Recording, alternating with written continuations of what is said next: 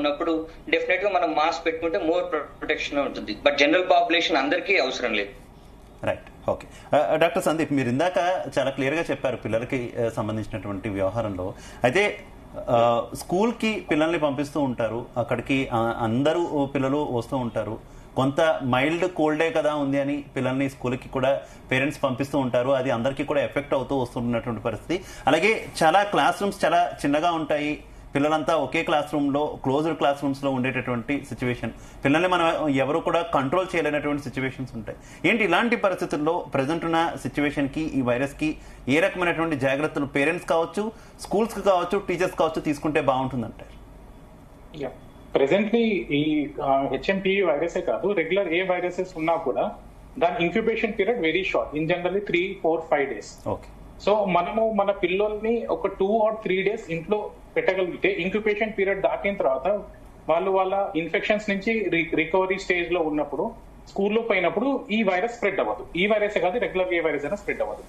So కానీ మనం ఏం చేస్తున్నాము అంటే కోల్డ్, చిన్న కోల్డ్, ఓన్ లైట్ గా కోల్డ్ ఉంది, లైట్ గా కాఫ్ ఉంది అని అంటే, సో అలాంటి పిల్లలకి ఇందాక మన డాక్టర్ గారు చెప్పినట్టు మాస్క్ అనేది ఇచ్చి పంపిస్తే సో వాళ్ళు స్ప్రెడ్ చేయరు.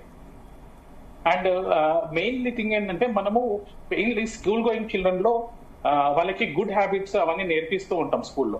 అట్లనే స్నీజింగ్ చేస్తున్నప్పుడు, కాఫ్ చేస్తున్నప్పుడు వాళ్ళకి చేయి అడ్డు పెట్టుకోవాలి, లేకుంటే హ్యాండ్ అడ్డు పెట్టుకోవాలి అన్న విషయాలు కూడా మనం గుడ్ హ్యాబిట్స్ లో, ఎందుకంటే మనము school going mainly young children లో గుడ్ హ్యాబిట్స్ లో గుడ్ టచ్, బ్యాడ్ టచ్ ఇలాంటివన్నీ నేర్పిస్తున్నాం. దాంతో పాటు ఇలా స్నీజింగ్ అప్పుడు హ్యాండ్ కర్చీఫ్ వాడాలి, లేకుంటే ఎల్బో అడ్డు పెట్టుకోవాలి, మన డ్రాప్లెట్స్ పక్కన వాళ్ళకి ఇన్ఫెక్ట్ అవ్వద్దు అన్నది మనం చిన్నప్పటి నుంచే ఇన్ఫెక్షన్ ఉన్నా లేకున్నా మనము రెగ్యులర్ హ్యాబిట్స్ లో నేర్పిస్తే మనం స్ప్రెడ్ అయ్యే ఛాన్సెస్ తక్కువ ఉంటాయి. మెయిన్లీ అంటే యుఎస్, యూకే లాంటి కంట్రీస్ వీళ్ళు ఈ పార్ట్ తో పాటు గుడ్ హ్యాబిట్స్ తో పాటు ఇవి కూడా నార్మల్ గా నేర్పిస్తారు.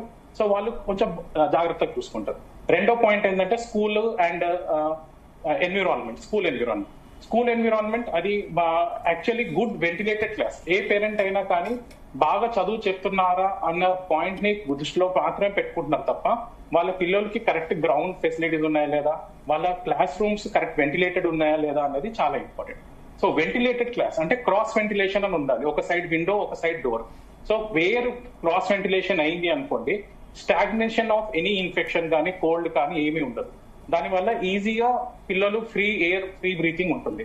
సో చిన్న చిన్న క్లోజ్డ్ రూమ్స్ లో, completely closed rooms, just AC run చేసేయడము. కొన్ని క్లాసెస్ ఇప్పుడు latest modern schools, global schools లో ఏసీ వాడతారు.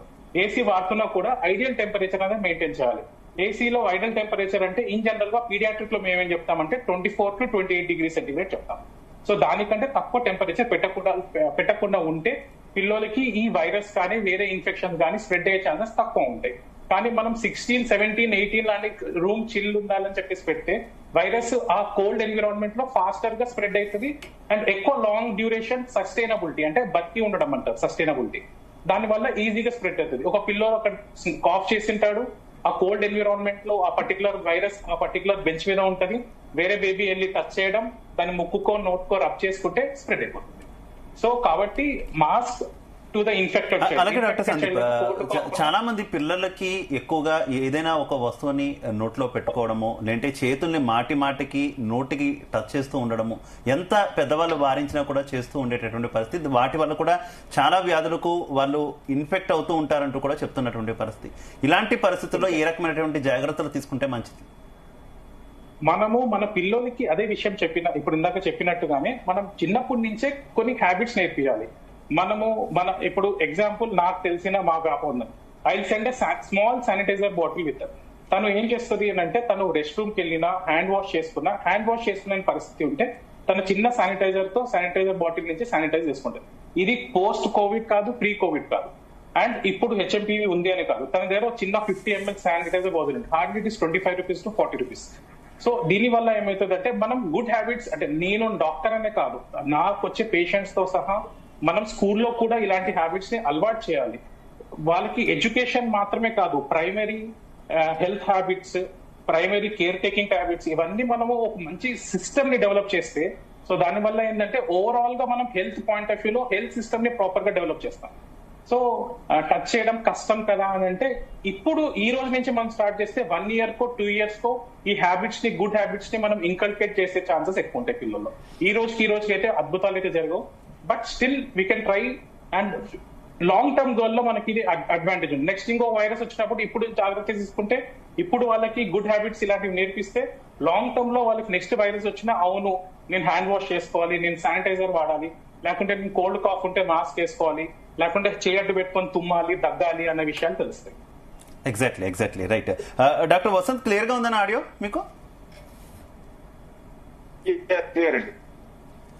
డాక్టర్ వసంత్, మీ సిగ్నల్ కొంచెం వీక్ గా ఉంది.